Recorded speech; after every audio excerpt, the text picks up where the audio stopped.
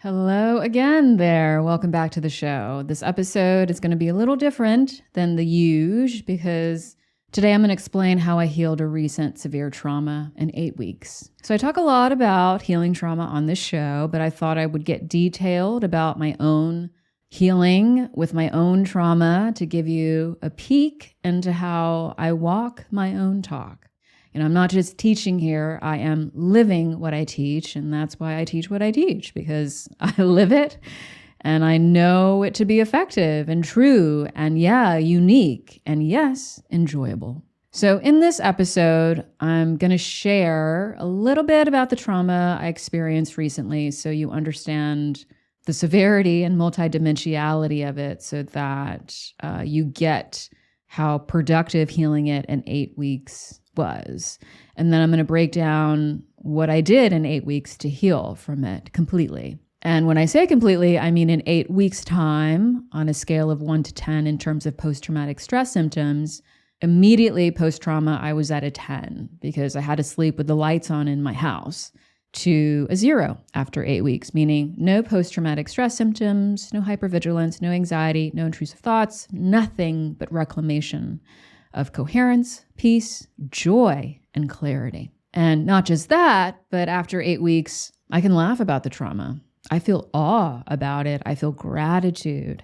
I feel love about what happened. Not only self-love, but love for the entire experience itself, because I understand that it was ultimately a gift, not just for my personal growth at this stage of my life, but it was a gift for my soul. So I have truly healed in every way, not just mentally, not just physically, not just emotionally, but spiritually as well. So many people don't experience this depth and scope and productivity and enjoyment and expediency of healing. So that's why I wanted to share this episode, because if you follow my show, which I hope you do, subscribe if you have not yet. But if you follow my show, you know that one of my core philosophies is that healing does not need to be a struggle. Healing is fundamentally simple if you know how to heal. In fact, the more you struggle, the less you will heal, because healing can only happen in safety and relaxation. And healing is meant to be joyful, because healing is, by definition, a reclamation of your wholeness, your freedom, and your well-being. And that, of course, is joyful, to be free, to embody your wholeness, to stretch into your well-being. Now, I'll start by sharing a little bit about the trauma that I experienced. So a few months ago, I began a multidimensional relationship with my twin flame's highest self. Yes, I'm going to restate that to be clear.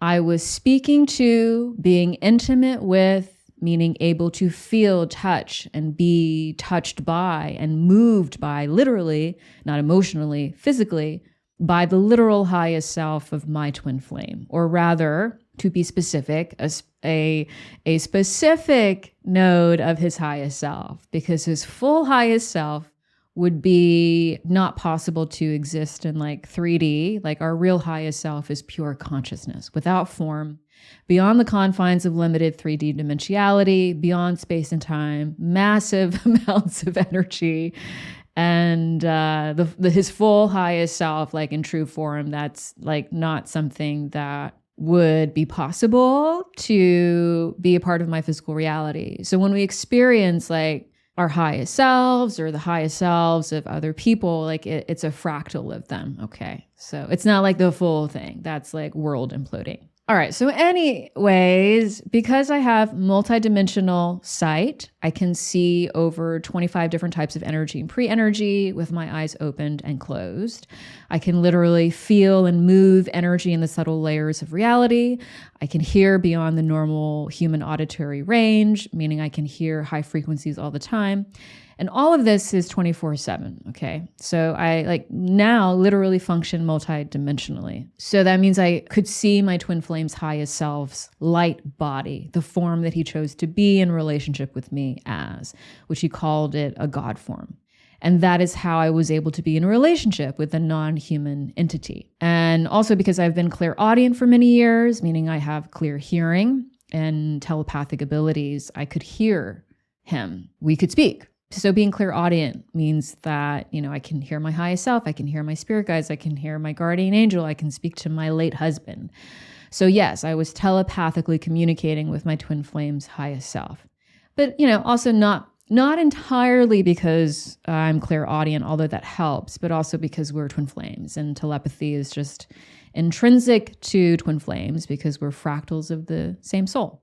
All right, so now that is established, maybe you have some questions. That whole relationship, fascinating and amazing as it was, is not the point of this episode. Maybe I'll do another episode about that. Let me know if you want me to do a deep dive into that. But anywho, let's start over. Okay, so a few months ago, I began a multidimensional relationship with my twin flame's highest self. All right, so I've explained that. Now, we both agreed to integrate both of our highest selves and our human selves in our relationship, which of course meant the inclusion of our human trauma. So what started as like a divine, blissful, high resonance relationship devolved into trauma dynamics. And because the nature of twin flame relationships is like next level healing to facilitate true divine union, that shit got really intense because both of our deepest traumas and fears and shadows surfaced. And because there's no precedent for being in a multidimensional relationship with the God form of your twin flame's highest self, it became destabilizing for me, meaning my nervous system got fried because I had no roadmap for this type of relationship and dynamic. There are other people who have been intimate with their twin flame's highest selves, or like a light body form of the highest self of their twin flames. I'm not the only one. Okay. It has happened to other people, but we were like in a daily relationship for 3 months. He moved in, we were cohabitating, and it was not a normal relationship. I was operating in not just 3D, but 4D, 5D, 6D, 7D, like truly multidimensionally and on higher planes 24/7 for like 3 months, while simultaneously maintaining my human life, my work, my purpose. And so it was a lot. And eventually became, very dysregulating because I had no precedent for it. So my ability to juggle my self-care routine diminished, and I stopped sleeping, because the relationship with my twin flame's highest self became more and more traumatic as it mirrored more and more of our shadows and fears and unresolved trauma. And then my repressed childhood sexual abuse surfaced at the same time as my suppressed childhood fears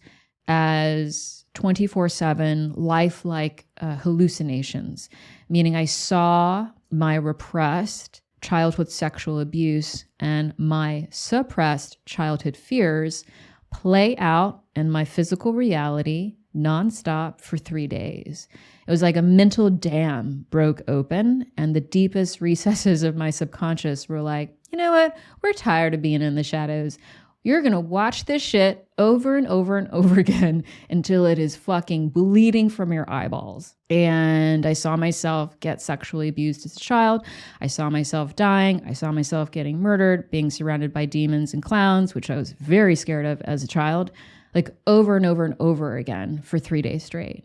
I saw my ancestral lineage of sexual abuse. I saw my soul's lineage of trauma too, like over and over and over again for 3 days nonstop.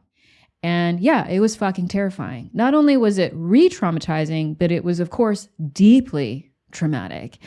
And in my mental breakdown, because of the lack of sleep and the onslaught of reliving those repressed traumas and suppressed fears, I started projecting a version of my twin flame that was also a representation of my deepest fears and shadows. So the entity that was meant to be a support also became terrifying. So yeah, I experienced an unprecedented and very unusual and deeply disturbing trauma, not your run-of-the-mill trauma. And that's just like a brush of the basics because it was really super layered, so intricate. And I don't have the entire day to go into the details. And I'm not even getting into the spiritual trauma because at the start of our relationship, I had precognitions, meaning firstly, I was told by my twin flame's highest self that something would happen later that was like unbelievable to me at the time. But then, of course, actually happened later. And then also at the start, I saw a brief flash of the trauma that would happen later, but I didn't know what I was seeing at the time, so I didn't ruminate on it. So that happened. And then I also experienced several instances of intense deja vu during the worst of the trauma. And not like little flashes of deja vu where you're like, this feels like familiar, but like entire scenes of dialogue that were unmistakably verbatim lived before. And there was so much of that stuff happening, and like other time anomalies and alternate timelines and other multidimensional stuff that I'm not even going to get into. But suffice to say, the trauma was deeply layered, super intense, and super fucking overwhelming. So you may be like, what the fuck, Linda? That's outrageous. Like, how did you even begin to start healing that? Well, firstly, even though what happened became terrifying on like all levels, I knew when it was over that what happened was in service of my highest good. Like, I never doubted that. Like, even when I was trying to make sense of what happened, and even in the midst of the trauma, actually, seeing all of that repressed abuse, seeing all that terrible stuff happen to me over and over, seeing all my fears play out over and over again, actually knew on like a deep level it was all happening for my highest good, for my healing. And it has been. We don't understand how powerful we are until we are confronted with our fears and our shadows, and we have that then opportunity to greet them with love. And that is fact. So my highest self would not have allowed that to happen to me if my highest self didn't know I was capable of not only handling it, but healing it and understanding it for what it really was, which was one of the greatest initiations of self-mastery that I have been granted in this life to date. Because on the other side of the trauma, the resolution of the fears that surface, the healing of the repressed childhood sexual abuse that surfaced, the integration of the shadows that I didn't even know that I had that surface, those are going to become my liberation, my greatest strengths, and my expansion into greater spiritual sovereignty and prowess. And for that, I am not only grateful, but I am eager. So now that you have a basic understanding of the essence of the trauma that happened, here's how I healed from it. Immediately post-trauma, I restarted my nightly ritual of somatic exercises. So every night I did 15 minutes of somatic practices. You know, trauma largely lives in the body. So that was a massive part of my healing, releasing the fear, the anger, the grief from my body. And I also did emotional theta meditations every other day, which is how I practice emotional release. It's very intentional, it's timed, it's contained, it reaches my subconscious. And so that was not only a physical release, but, you know, emotions aren't just mental, they are physical. You know, that's why they're called feelings, because we feel them. But all of that allowed me to process the emotions of the trauma as well. And releasing the grief of the trauma was so very healing. People don't understand how essential grieving is for healing.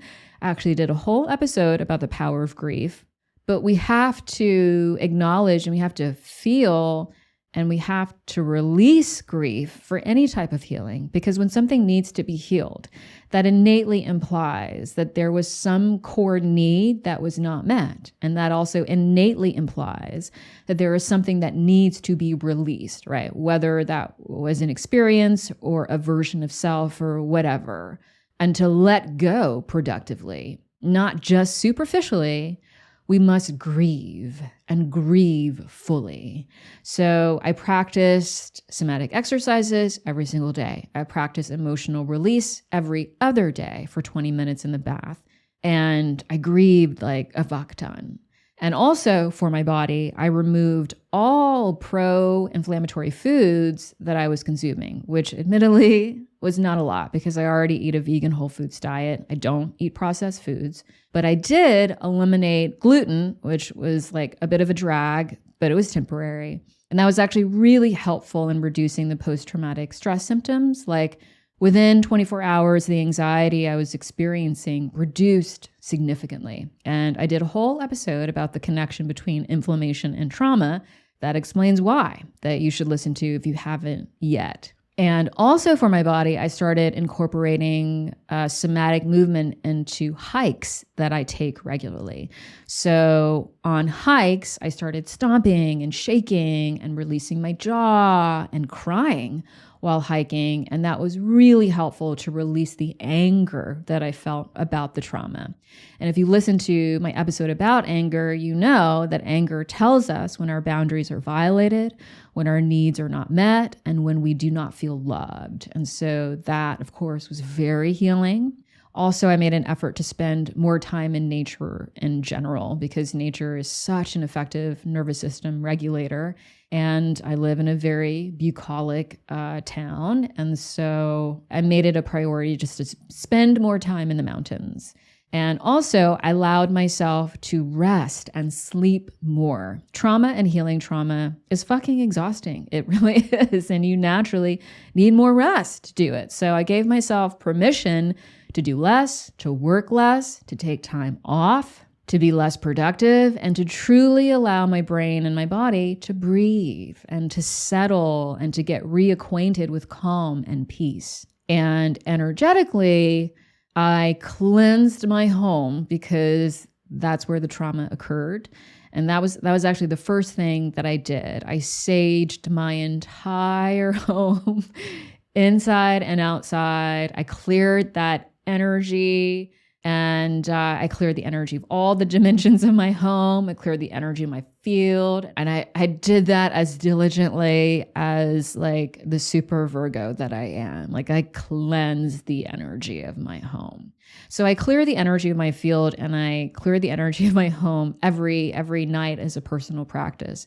But this was like deep cleansing, like going into the corners in all dimensions and harmonics, deep cleansing with sage and sound and mantras. And that was really helpful. I mean, that was like the first healing ritual actually that I did. And I did that several times just to reclaim my home and to feel like every single dimension was cleared.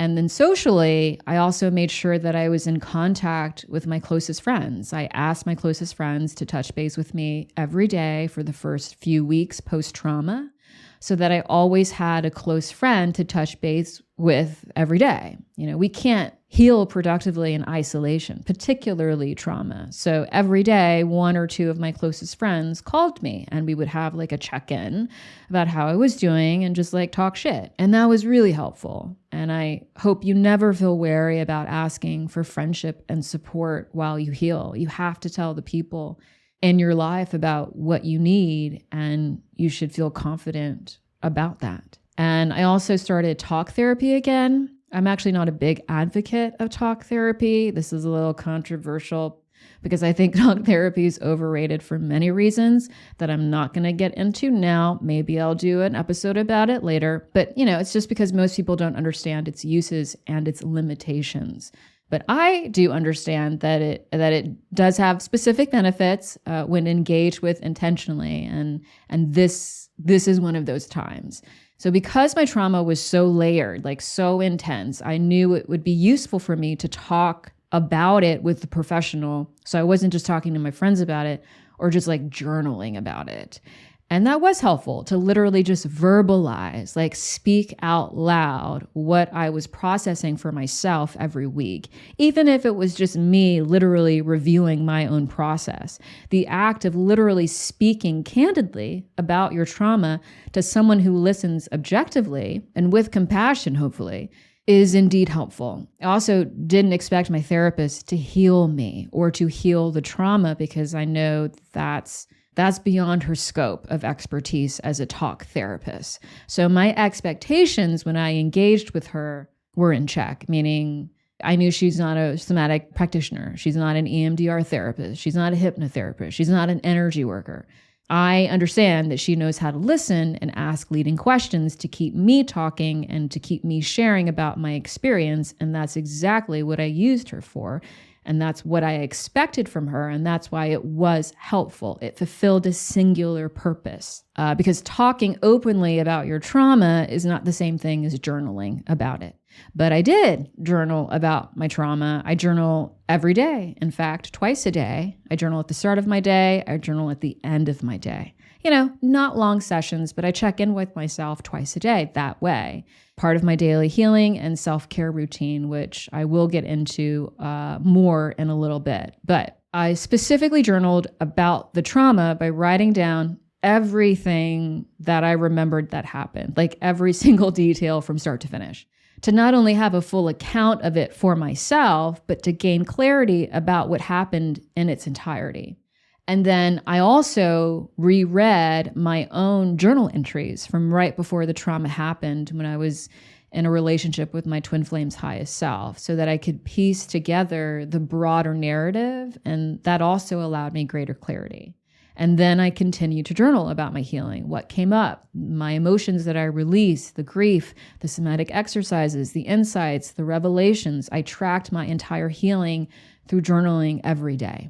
If you've been doing the work but still feel stuck, like no matter how much healing, manifesting, or personal growth you invest in, or spiritual practices you try, something just isn't clicking, you're not alone and you're not failing. The truth is, most teachings and approaches are outdated and only scratch the surface. My book, Unconditional, You Are Perfect As You Are, helps you understand exactly why things haven't been clicking and how to resolve the root of why you're struggling. Unconditional self-love isn't just a nice idea if you truly want to be free. It's the missing piece and the foundation for everything you desire. And you don't have to do or figure everything out on your own. You deserve clear, comprehensive, and empowering step-by-step guidance in self-love, self-healing, and spiritual growth. The Source membership gives you daily support and transformative tools to actually start living your healthiest and happiest life today and every day. 100% of members who follow the program improve their mental, emotional, and physical health by over 50% in 1 year alone. Real mind, body, soul transformation is possible, and you can achieve it with joy and ease instead of stress and struggle. So as a thank you for being a listener, you can get 75% off your first month of membership with the code PODCASTPROMO. Your links are in the show notes. Now, let's get back to the episode. And as I became more regulated, I introduced titration exposure, because I saw my deepest suppressed childhood fears play out over and over again for 3 days. That shit obviously left a significant imprint mentally and emotionally. The lingering terror and hypervigilance were not a small thing. I was very scared of the dark as a child because I was scared of ghosts and demons and subconsciously being sexually attacked and violated. If you understand the details of my childhood, you understand those fears were warranted. So during the trauma, the recent trauma, that fear of the dark resurfaced. And not just as a memory, but as lifelike hallucinations that played out the worst of those fears over and over again for 3 days straight. That's why I had to sleep with all the lights on in my house post-trauma. So a couple of weeks after the trauma, when I was feeling regulated and healing had commenced, I introduced periods of being in the dark again. First for a minute, then 2 minutes, then I would turn off one light to sleep, then I would turn off another light to sleep, then another, so that the house got incrementally darker and darker at night. And eventually, the more I exposed myself to the dark as I healed, the less scared I was. And 4 weeks after the trauma, I had no issues sleeping in the dark anymore. Now, in terms of my mindset, one of the biggest tactics I used was aligning with my highest outcome, which is that I already healed. And I spoke about this practice in a recent episode I did called Stop Waiting, Start Living, Why Everything You Want Already Exists. But briefly again here, I consistently reminded myself that I had already healed. And not as a bypass for healing, because obviously I was investing in healing and dedicated to real healing and being consistent with real healing, But telling myself I've already healed allowed me to relax in the moment when anxiety or hypervigilance or a flashback would surface. It allowed me to align with my highest self. It allowed me to align with my truth, because the truth is, on another temporal dimension, I have already healed. That version of me already exists because I am a multidimensional being and time is nonlinear. So I told myself that every day, all day long, and particularly when post-traumatic stress symptoms would surface. I would take a deep breath, I would put a hand on my belly, put a hand on my heart, and tell myself, I've already healed. And I would return to the present moment and anchor in it as my highest self.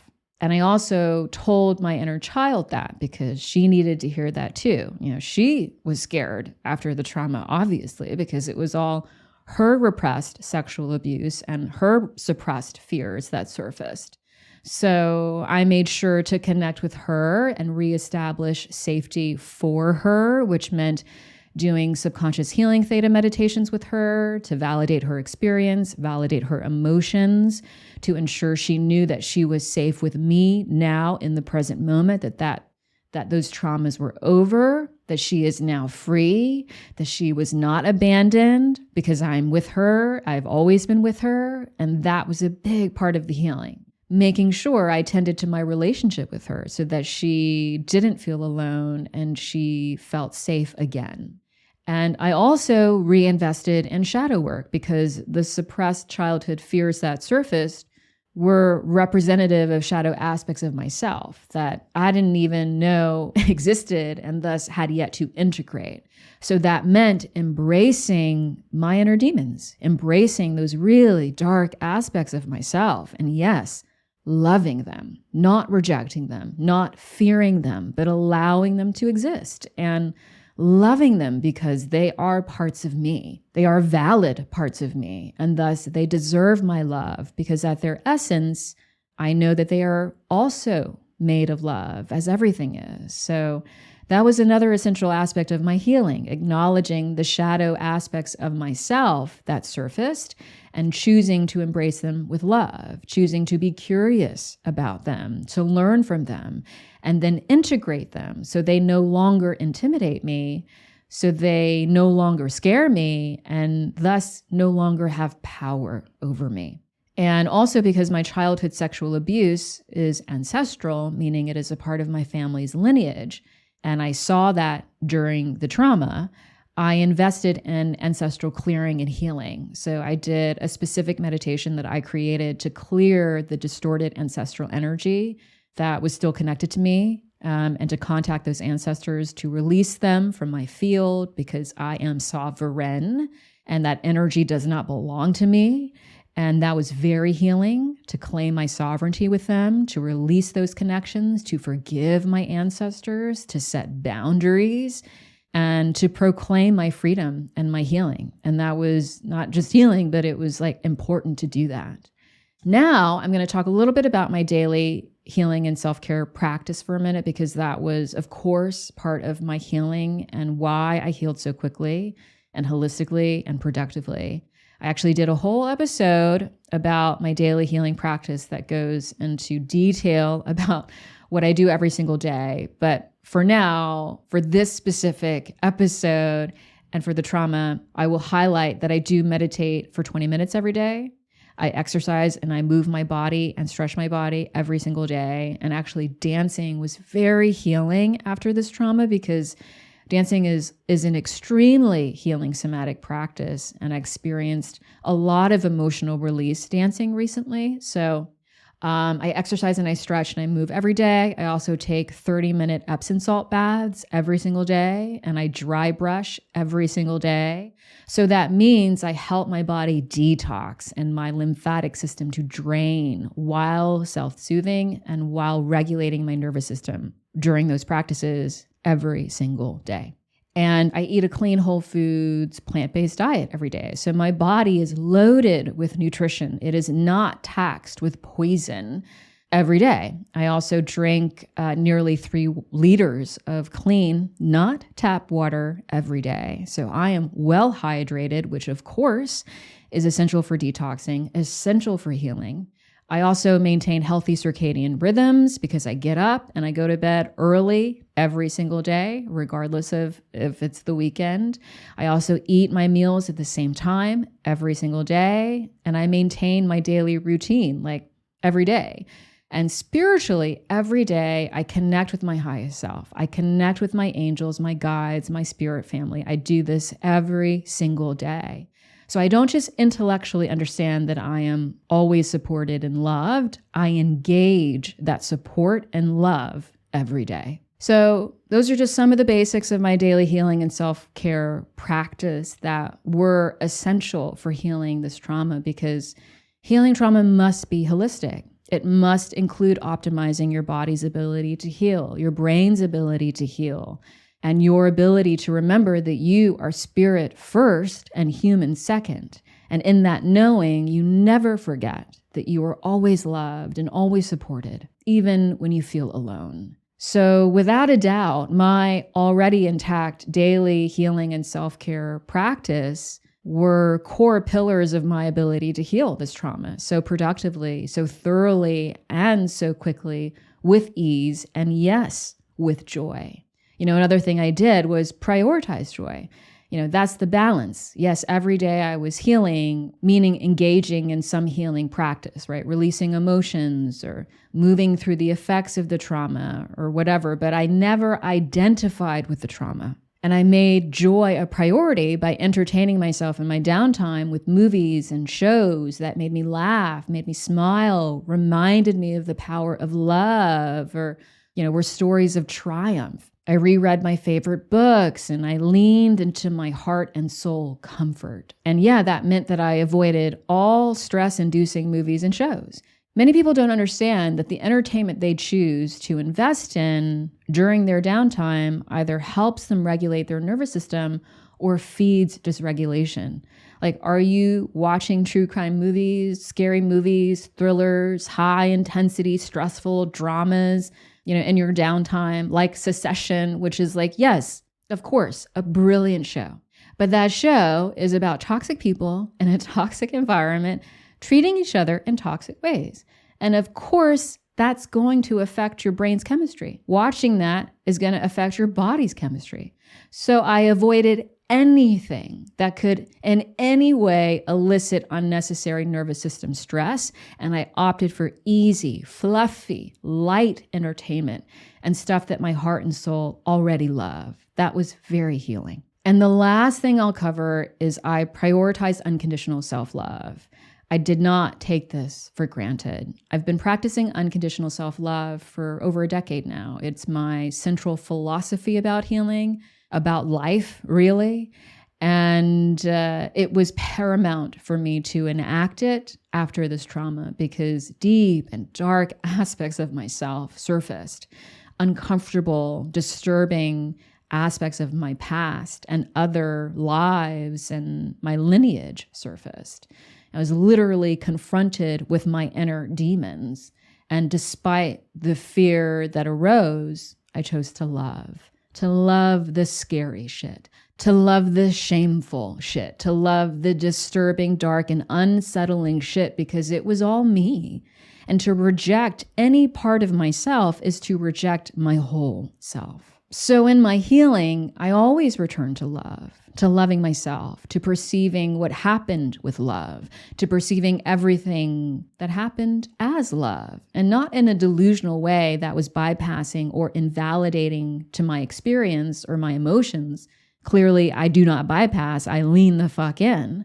But unconditional love is the only way to not only accept what happened with grace, but to learn from it with grace, because unconditional love removes any resistance. It makes fear transparent. You get to see fear for what it is. It makes healing truly liberating and thus truly joyful because you're loving yourself. You're not abandoning yourself.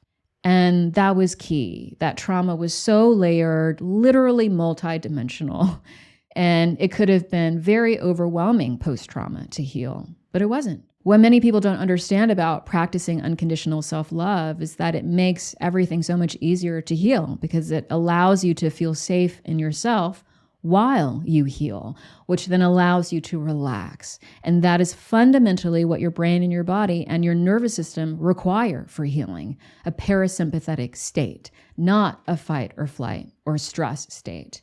And also loving yourself feels good. Sure, yes, it can be emotional at times when you're holding parts of yourself that have been shrouded in darkness for 40 years. But that type of love, that is the healing type of love. That's the most liberating type of love. And that's what healing is by definition, freedom. So 8 weeks after the trauma, I did reclaim my freedom, my wholeness, my well-being, largely because I was already so attuned and aligned with them in the first place, but also because, meaning I was already so coherent, but also because I understand what healing trauma entails, and I did exactly what healing trauma entails. And so, of course, I healed. And not just partially, but full resolution. Because again, when I think about that trauma, I don't feel any ick. Like there's no tension, no negativity. And it was horrible, yes, like fucking terrifying and awful when it happened. And I in no way diminish the severity of the trauma or the terror or the wildness of it. But because I have loved myself unconditionally and thus innately then loved myself in that experience, I was able to learn from it, to grow from it, and to see it clearly with love. And that's why when I think about it now, I feel awe about how remarkable my mind is. I feel gratitude for what it revealed to me about what I still needed to heal and love. I feel gratitude for how supported I was in it by my highest self, by my angels and guides. I feel empowered because it revealed how powerful I am in ways I did not yet know. There's so much to be grateful for because of it, and so much love that I feel for it that I could literally go on and on about how incredible of an experience it really was. But the point is, the fact that I can do that, that's the marker of true resolution. Not just the diminishing of post-traumatic stress symptoms, but true inner peace, like true liberation, true gratitude, true love, true evolution. Not in some cliche sense where, what doesn't kill you makes you stronger, but in the real measurable way that who I am now, mind, body, and soul, is more embodied as my highest self and more coherent.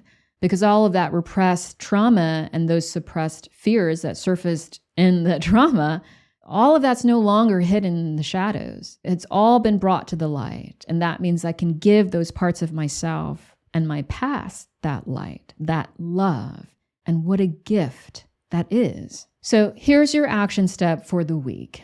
I'm not going to gatekeep my I've already healed mindset and nervous system hack because it is so good. I want you to try it for a week. So whenever you feel anxiety, worry, fear, shame, or any other tense or stressful emotion arise regarding an issue you're healing, I want you to pause. I want you to put a hand on your heart, put a hand on your belly, and say to yourself, after you take a deep breath, preferably out loud, I've already healed. And then breathe again. And on that exhale, let that tense emotion, that stressful thought, that bracing, let it go from your mind and from your body. And if it arises again, do this practice again until you are present in the moment, meaning anchored in that moment with so much presence, so much clarity that you can proceed to the next moment with no baggage, no burden. Because the version of you that has already healed already exists. Past, present, and future are non-linear. They are simultaneous. This is proven in science. So if you entertain worry or anxiety and fear as truth, then you are aligning yourself with the version of you that has not healed. And then that, of course, is going to make healing take longer for you. However, aligning with the version of you that has already healed is going to help you heal faster. And again, this is not a replacement for healing practices that I hope you are investing in. This is a mindfulness practice to center you in the present moment and to remind yourself that there is nothing to worry about. Worrying and fretting are not useful expenditures of your energy when you want to heal. But being present, being self-trusting, being self-loving, those are useful expenditures of your energy. Because reminding yourself of your highest truth is all of those things, right? It releases unnecessary attachments to the past, to a future that you fear, so that you can return to the present moment where you're perfectly safe. And so it is an act of self-trust, and thus it is also an act of self-love. And so I hope my healing inspires you to embrace how healing can be and is meant to be joyful and productive. Because again, healing doesn't need to be a struggle. It doesn't need to take a long time. It doesn't need to be complicated. Healing by definition is meant to be liberating and thus joyful. So when you engage with your healing with productivity, with love, with respect for how your mind and your body and your soul naturally heal themselves and what they naturally need to heal, then you free your mind, your body, and your soul to do just that. And I hope you also understand that full spectrum healing is exponentially more efficient than fragmented healing approaches, meaning when you only try to heal mentally or just physically or just spiritually. You are holistic by design. And so when you truly heal holistically, you will not only heal faster, but so much more enjoyably. And full spectrum healing is also without hierarchy. Your mind, your body, and your soul equally deserve your love and healing care. There's no superior or less than part of you. That is true integration. That's true wholeness. And that is true coherence. Your humanity is not diminished by your spirit, and your spirit is not diminished by your humanity. In this life, in this form, they serve each other. So I hope in sharing my trauma and how I healed the trauma, that you are empowered to invest in your healing with more courage, more curiosity, more commitment, and more joy and love, because healing is just another extension of your relationship with yourself. It's just another means of how you treat yourself, how you perceive yourself, how you honor yourself, how you love yourself. And there is no greater act of self-love than self-healing. Thank you so much for being here today. I hope this episode awakened you, inspired you, and reminded you of what's possible when you love, heal, and free yourself and reclaim your highest truth and power.